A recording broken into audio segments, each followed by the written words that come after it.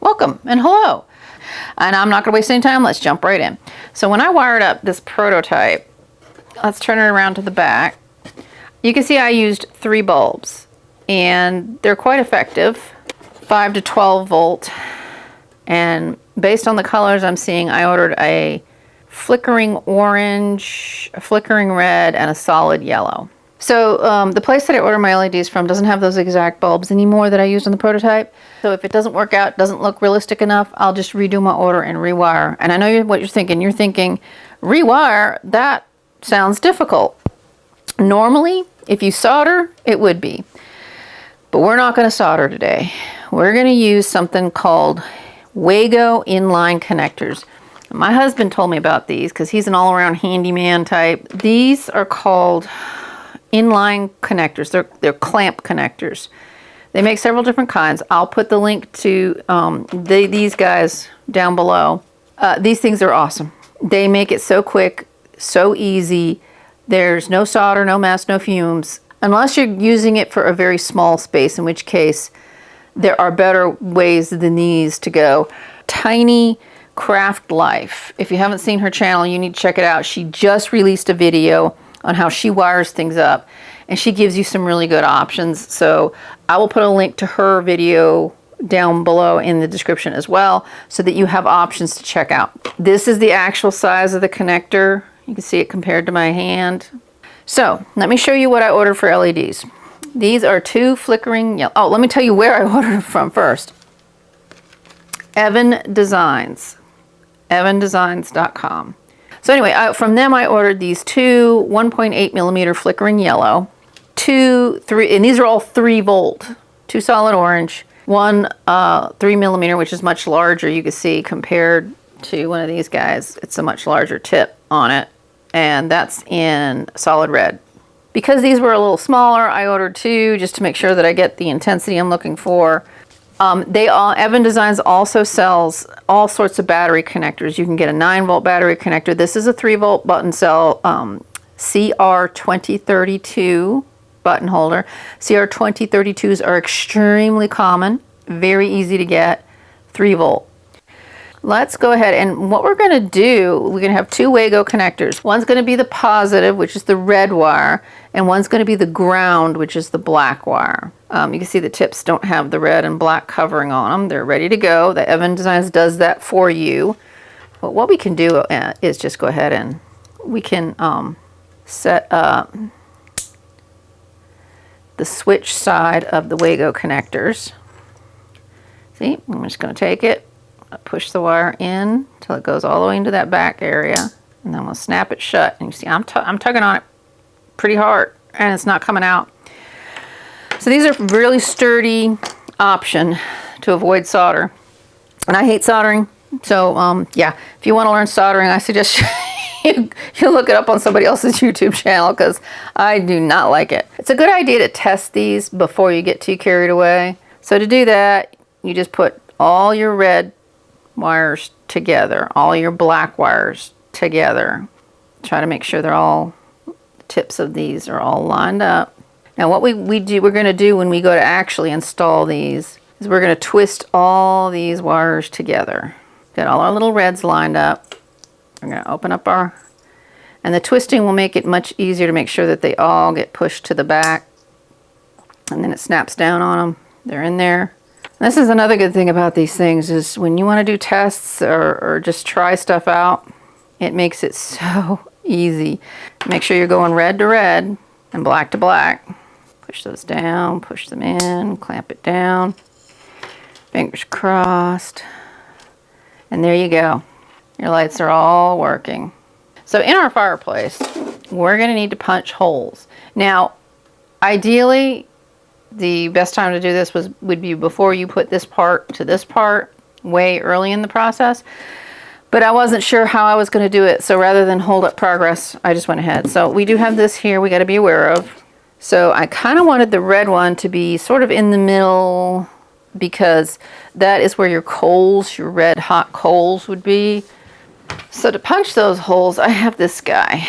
This is actually it's a needle file. It's called a needle file because it's small, thin, like a needle. You want to punch down from the top so you don't rip the paper. And then somewhere right in the middle here, I'm just going to punch down. And there you go. We have a hole. And from the top, you're going to feed your little wires down through that hole. And you're going to come around to the back. And I guess you can see it right here. And you're just going to pull it until it comes down. You just push this down so it's pretty much all the way down. So that's all you see is just the bulb sticking out. And I'm not going to set them with glue or anything. Usually they will stay in place pretty good. So I'm going to want to put an orange and a yellow to one side and an orange and a yellow to the other side. I'm trying to distribute the glow here. So I will probably go ahead and just punch a hole here. Oh, that's a horrible sound. I hope that's not annoying you guys. There we go. Just like that. And I'm going to pair an orange to a yellow. So I've got them all lined up, mushed together, and I'm just going to slip them through that hole like that. Pull them. I'll pull them through. And you want to nestle them down in there like that. Okay, so there's those. Okay. Just slip them down, come around, just like that. So we have our wires fed through. And as you can see, they're coming out, of course, on either side. So we may, well, we can punch a hole right through here.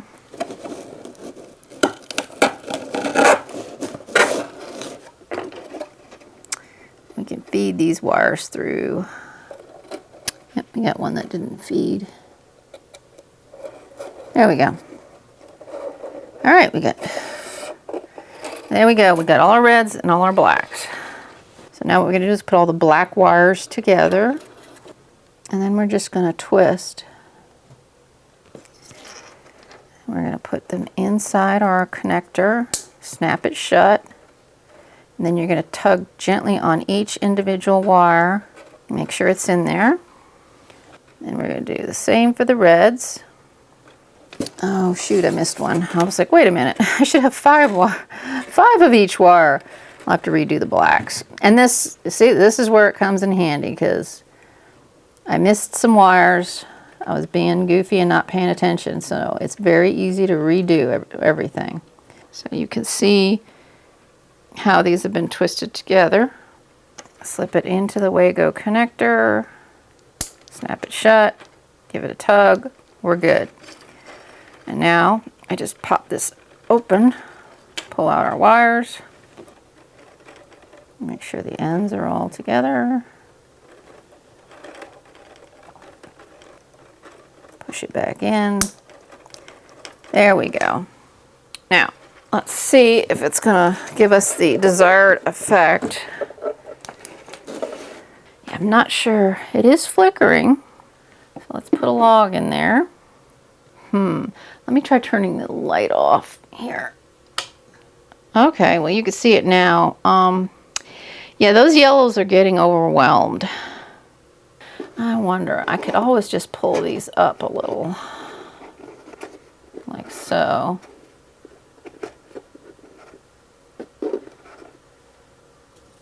And then do that.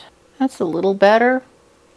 Now, one thing I can do to soften that flickering yellow, so it's not quite so, I've softened all of them, is you sand the tips of them.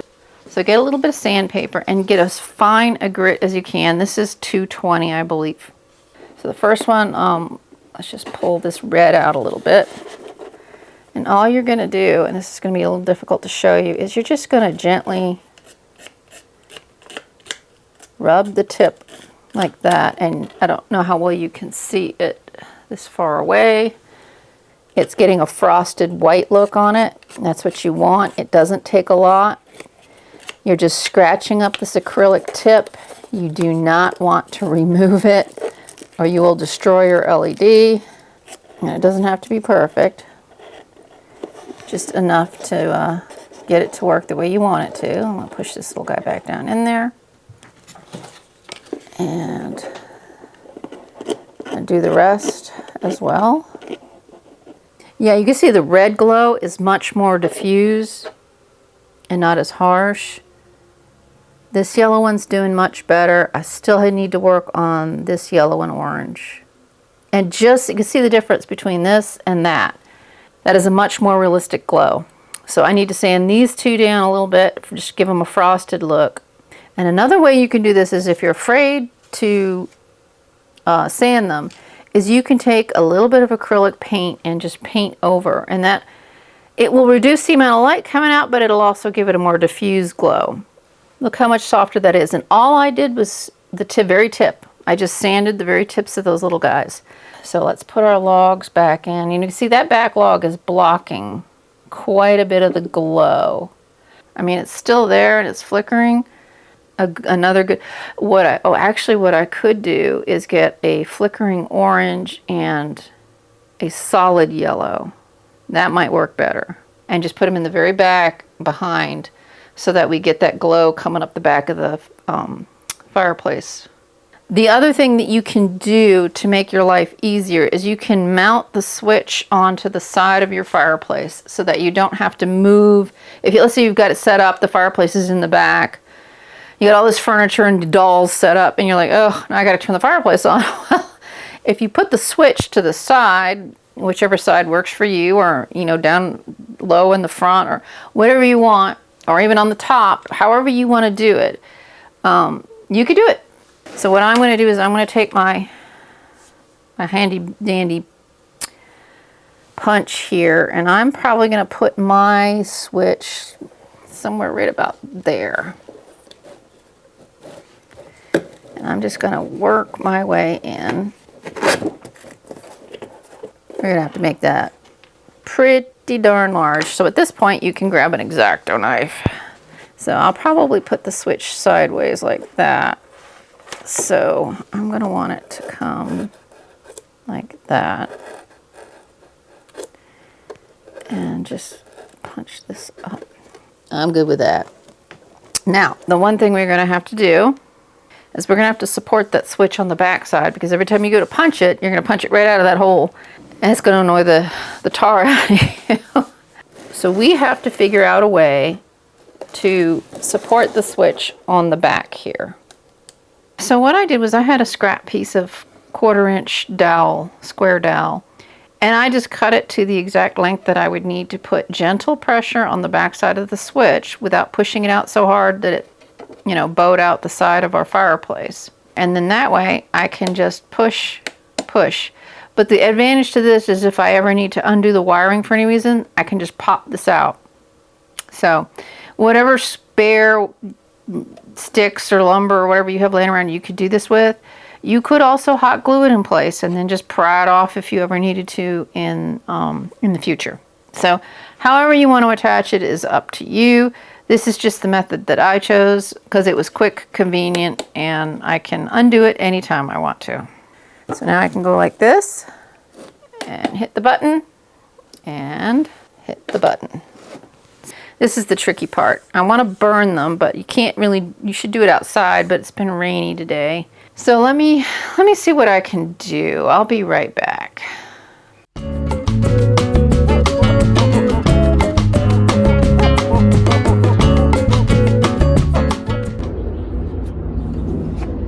Okay, so we've got my husband's dusty, trusty Weber grill. We've got a tea light, and we've just set our log across it, and right in front of the flame, because if you sit it right on top it'll smother. And we are just closing the lid and letting it burn because, forgive how dusty it is, it's been a while. And we are just letting it burn because it is windy today. And there goes the wind. I gotta close it or it'll blow my fire out. There it is. You can see the wind lashing it around. There we go. It's actually looking really good. But anyway, so be safe when you do this. I'm doing it inside a grill, gas grill, which is actually a really good way to do it on a steel tray. Alrighty. Okay, so here it is. This is what it looks like. Let's turn our light off real quick. we've set the logs up. You see they burnt pretty nicely. And you saw how I ended up doing it over a candle. So anyway, I managed to get the effect I wanted. There it is. I am going to add more flickering yellow in the back and probably or maybe a flickering orange and a steady yellow. The only thing I want to do now is I want to add a black line here, because when they build a fireplace, they usually use a steel box to do the firebox with, and then they line it with fireproof brick. And you don't have to do this. This is just something I like to do. Like in my fireplace here at home, we have that. We have a steel, you can see it that there's a steel box and the lip of it comes up right between the hearth and the firebox. So we just cut a very thin strip of craft foam and we're going to glue it. Okay, so I've added that little dark line in there. I don't know how well you can see it, but it just finishes it up ever so nicely on that edge right there. But anyway, so for now our fireplace is done. We wanted to do a surround for it that was like a ski lodge. And so I've pulled up some inspiration photos and we are going to attempt, I say attempt, to build something that looks ski lodgy. So I thought what we would do is put the fireplace kind of in the middle and build window walls on either side. I have to apologize, unfortunately, because life interferes, and I'm gonna have to hold off on finishing the ski lodge. We've finished the fireplace, it's completely done, so I have fulfilled that obligation. The ski lodge, I think I'm just gonna have to set it aside for a little bit, and when I have more time to actually do it right, I will continue filming with the ski lodge. But you can get an idea of what I'm going for here. For now, I'm gonna have to just set it aside, and I will talk to you all in the next one. Bye.